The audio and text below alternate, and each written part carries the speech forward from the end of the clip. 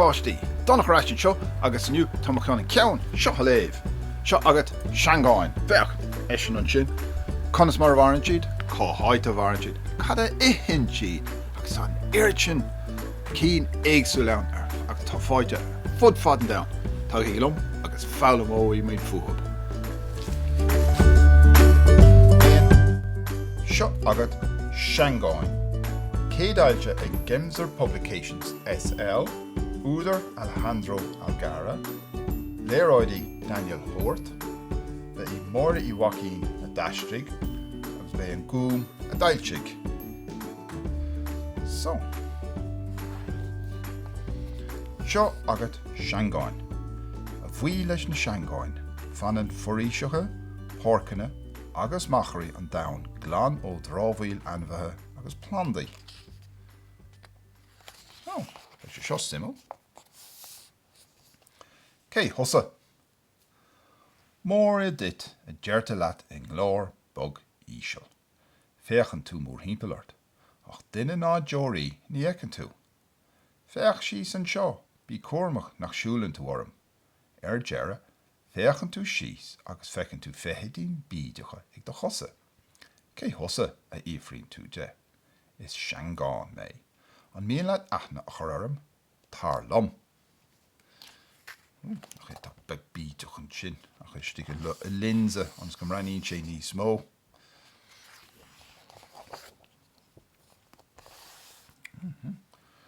Seo meise. Well, tá chun mé féin a churin aithne dit is Seangáin mé. Tá cínte go bhacha tú mé sa ghordín, sa fór, nos an oríis hana. Bím an ngach éon áid. Is fehid mé. Tá trí chuide a chorp, is sé a chligan an chéad chuid. Hús an sin. Is an sinne tá gá húl, ma bhéal, agus ma gá antéine a héin a dó. Sa chuid lár tá sé chos. Sa sin a chuid lár nach. Gan a haní nach bhfuil. Cos a bháin, dó, a trí, a ceathair, a cuaig, a sé. Agus a chuid Jerry atá níos ráire, tá ma bholog agus orgáin eile agam. A bhile ma hach a eáil, sa sin trí chuid an sin. Fécharí, sin dáit na cónín siad, tá an siad amach, ó féach tar chun a cíistéthe. Yum. Cá gcónín Seangáin. Cónín amíd in nead Seangáin. Is tócha go raibh is sin agat hana féin. Ach an raibh tú riamh fisrach faoin taobhaistigh den nead Seangáin. In teoigh mise dit faoi. Tá nead Seangáin cosúla plúis mhór faoi halamh. A thochlín na Seangáin lena mail agus lena gosa. Legamid an chré leataobh agus déanaid toláin agus seomraí. Seomraí speisialta is a iad. Tá seomra speisialta a bháin ina gcónín an crón Seangáin. Tá ceann eile don na larvaí, ceann eile chun bia a stáráil. Tá seomra speisialta agin áite dogamid ara agus bia don na larvaí. So sin bailach isteach, sin ní na bábíní, na larvaí na báinní bábíní. Is é seo an áit na stáráil méid na hivacha a bheran an crón Seangáin gach lá. Fechar thu go léir. Sahar a bhá áthúirteach go dóibh. Tá ilomad seomraí ann chun bia a stáráil féach, so tein siad amach, tung siad an bia isteach, síos an sin agus an seomra sin, nó beidir seomra sin, dí go si go neart bia ann dóibh. Stáráil míid brúscar agus drábhail is seomraí eile, féach. Is é seo an áid a gcónaí na Seangáin eitilte. Seomra speisialta dó siúd. Agus cónaín an crón Seangáin sa seomra is daine. Síos go daine sin. Áite bhfuil go deas sláán sábháilte.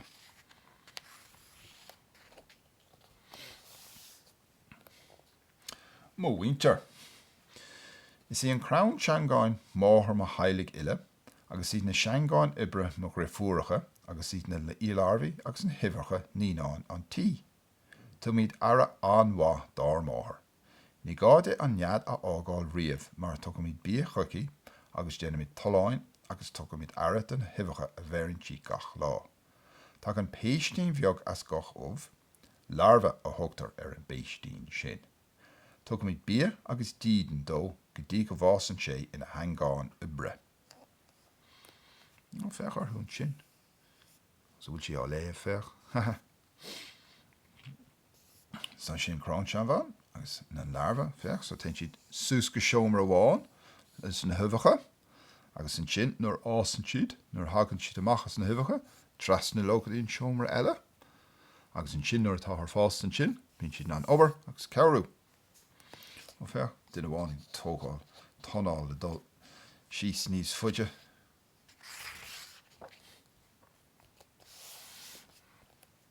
Garmachas san nead. Sa bhaile seo aginge tá post ar le ag gach seangáin ubre. Nuair a bhí mid óg, tugadh míid aire dar máthair an crann seangáin, agus dar na háracha beaga na larvaí. Nuair a ás míid beagán níos sinne, déanamh míid tascanna san nead, leathnú taláin, gobar an sin, stóráil an bhia, glanna an tí, bí nála chud obair an sin, is teach mór atá chun ó hé. Nuair a bhí míid níos sinne fós bíonn tasc antábhachtach agin, or dasc dearnach. Ubre míid mar hangáin scabhtála. Seangáin scabhtála. Seangáin scabhtála mise. Bíonn orm an neada ágáil gach maidin le hairí gréine ag glórg bia den tailech. Is créitear bheige sinne na seangáin agus níl an raach róha agin. Chun tróir a thuirt dúin féin, fága míid lura córá inar níag sa chiig an leannig na seangáin scabhtála eile sin chun an bia a aimimsú. Bhfuil is agad cén chi a aimimid bolle an lurach seo? Linn ar good Anthony. Bainna míid las as córáin agus as ar good Anthony freisin chun leabhart le chéile. Bí na leat an méid a bhí míid in anna rá le chéile.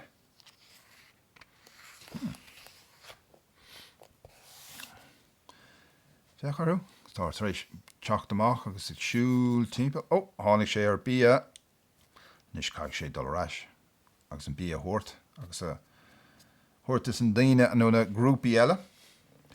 Bíad an teilech go léir. Nuair aim bia, nachtar, síl nó písa fiola, aber i mím cail díorcha arás chun an scéile thuirt am cháirde.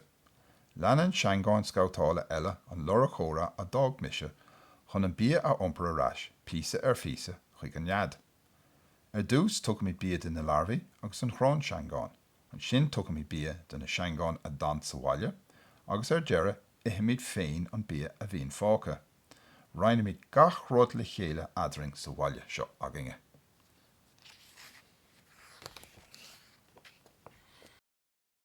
Níonra na seangáin. Bhéilethe seangáin is amach rifúracha óga a thug an aradár na háracha beaga na larvaí agus a bheithíon iad. Ar dús ballann siad na huimheacha a bhéireann an chrán seangáin gach lá, agus tugann siad iad chuig seomra na naíonán. Tagann na larvaí amach as na huimheacha, agus caitheann siad an lá ile aigithe agus ní bhíonn siad in an siúl. Tugann na féilethe bia dóibh ó na méal, agus tugann siad air dóibh má ionsaíonn aon duine an nead. Is iad na larvaí a thabháltar ar dús, in éanach leis an grán seangáin. Tar éis tamil fás an gach larva ina theangáin. Ó, tá sí dúirt tríis. Óbh nua thuirtaisteach. Pheromóí. Inseoidh méid dit inis cad i dhéanann roinnt am a chul carracha. Tugann siad airthe de bheosteach, na chuil sé sin do chreite. Tuigh tú orthú go héasca ar Flandí sa gáirdín.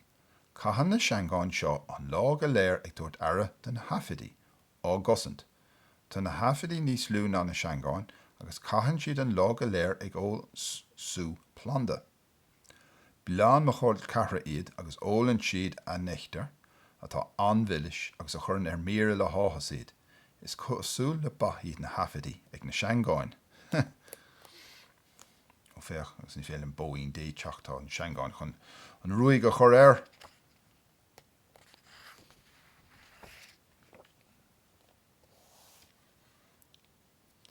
Pheromóí fungus. Tá col cearcha eile lom atá ina bheramóirí freisin. Baineann na seangáin seo píosaí beaga duna duilleoga ó na crainn an ard a ásan sa dufer.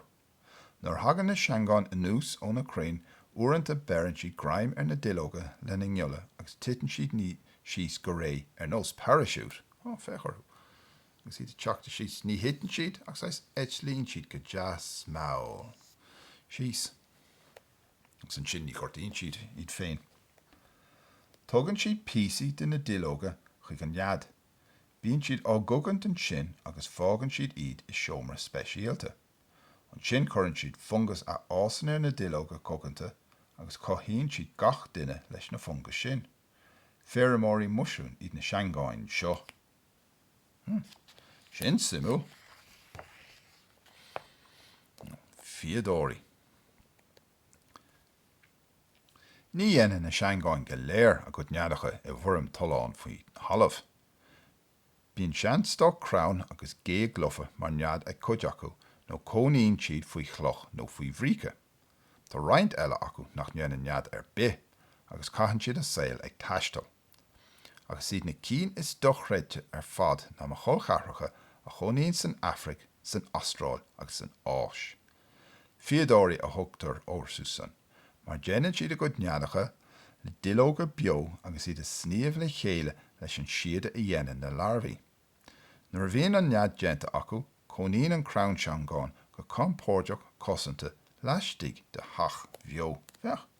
Agus iad chuir na duilleoga le chéile agus sníomh le chéile.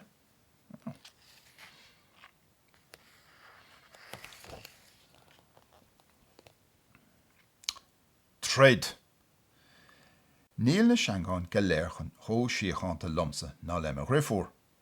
Fágann seangáin chugaigh a neadacha chun na seangáin eile sa chórsanocht a ionsaú. Bíonn cuid acu an ionsathach agus scriosann siad gach rud nuair a phriseann siad teach a nád. Bhainann cuid acu leas as an ionsaí chun príosúnaigh a gheabháil agus iad a chur ag obair mar sclábhathe ina neadacha féin chun nach gá dóibh féin obair ar bith a dhéanamh ná dul amach ag glórach bia. Seangáin chliste eile clúdaíonn siad iad féin le chúráin, téanaisteach I nead seangáin sa chórsanocht, chur an dalamalóg ar bháistrí an tí agus chur an íochail orthú obair dóibh.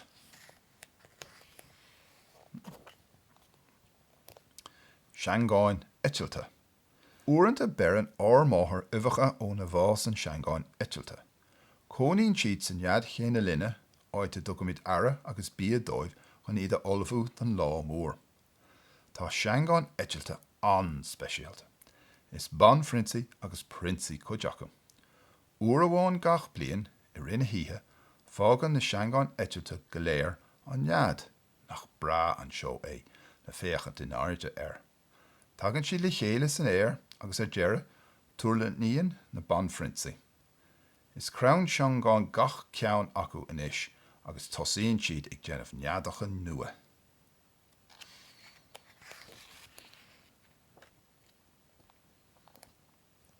Seangáin chugaí. Réach tú riamh ar nead seangáin agus thug tú faoi neara seangáin a raibh clicne níos mó ná a gompánaigh orthú.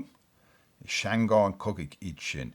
Déanann siad an obair chéine a dhéanann na hoibrithe eile, ach nuair a bhíonn feib nó tribláid ann is iad a chosnaíonn na seangáin eile. Tá gile láidre acu a oibríonn mar gramara. Nuair a héim amach agus nuair a bhuailim le seangáin cogaí, rithim mhaith le teann fatís. Bheadh an aig mór ar sin a gcomparáid leis an gná seangáin.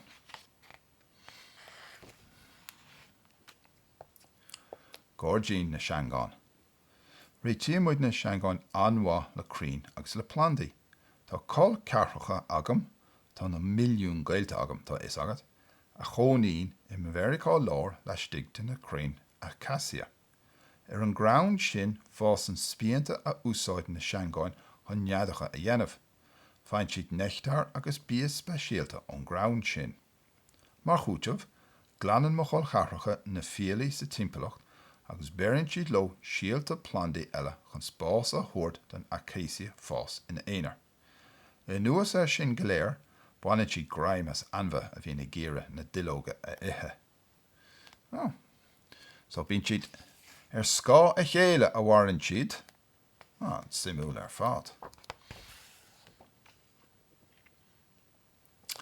Seangáin foréise. Chun críocha chur leis an scéal seo. Enjoyed méid dit faoin na seangáin foréise. Tá cónaí ar na feithidí dochreite seo sna foréise péine.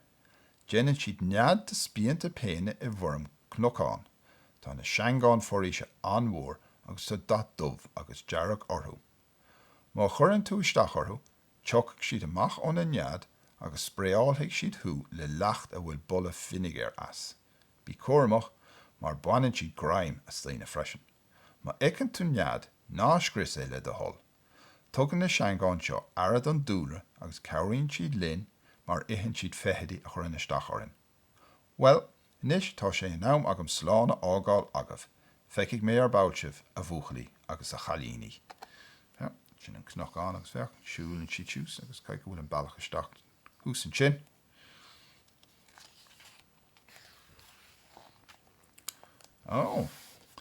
Fíorchaí spéisiúla faoin seangáin. Feitear seangáin sa chud is mó de na héachóiris talún ar domhan, foréiseacha, fásaí, foréiseacha báistí, savánaí, foréiseacha giúise, tundra.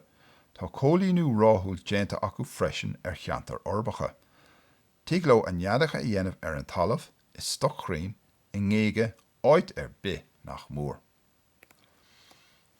Is sochaí na seangáin bíonn siúd bíonn córáint orfa ibre. Déanann siad cumarsáid le chéile le cabhair na gemicáin a thugtar pheromón orthú. Cabhraíonn siad le bail eile ina ggólíneacht féin. Dá bharr sin, tá siad thar ceann de na grúpaí anamha is ráthúla ar domhan.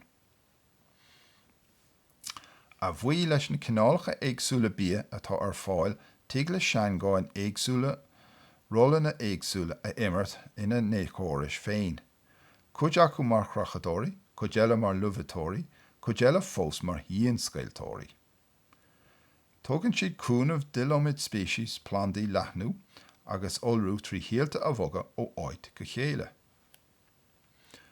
Cuireann seangáin iad féin in orm dá saoil ar ilomid slite. Tuig le cuid acu dír a chinál áirithe bia, tuig le cuid eile rud ar bith a ithe.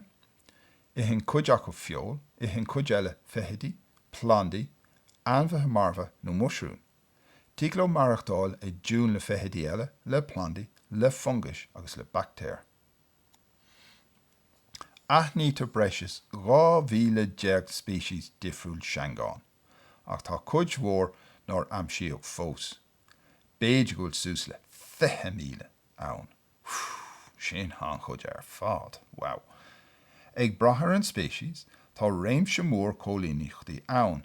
Cí nach bhfuil ach cúpla dosén seangáin iontu go fánaíochtaí thart ar lorg creiche, agus cí eile in neadacha olbhúra a mín na milliún seangáin iontu. Cabhraíonn siad chun anmhatha marmha a bhoga go scopa agus chun ábhar cóthathach a chur ar ais ina dimpeallacht dúchais. Tá nimócht na seangáin gan cinenne, dhéanfaí dochar as chuimse do chuid mhór éachóiris agus níomh éasca iad sin a leiis. Nuair a dhéanann siad a go neadacha, bógann siad níos mó cré ná mar a dhéanann péisteanna. Cé go bhfuil siad an bheog má chuirmid iad go léir le chéile is drá mór mílteach iad. Is anann seangáin agus iad 10 agus 15 fan géad de bheo ábhar anmhatha talún. In éachóiris thrópacha shriann siad 25 fan géad de bhachan omláin le anmhatha. Wow, tá anna chud ann, go bhfuil na billiún ann. Well, bin agin seangáin. Scéad simú, well, leir simú lámh darlumm, súil an gur haithann sé libh agus tá tanú. Si bheith áil ríist an chéad leir eile, slán tamil.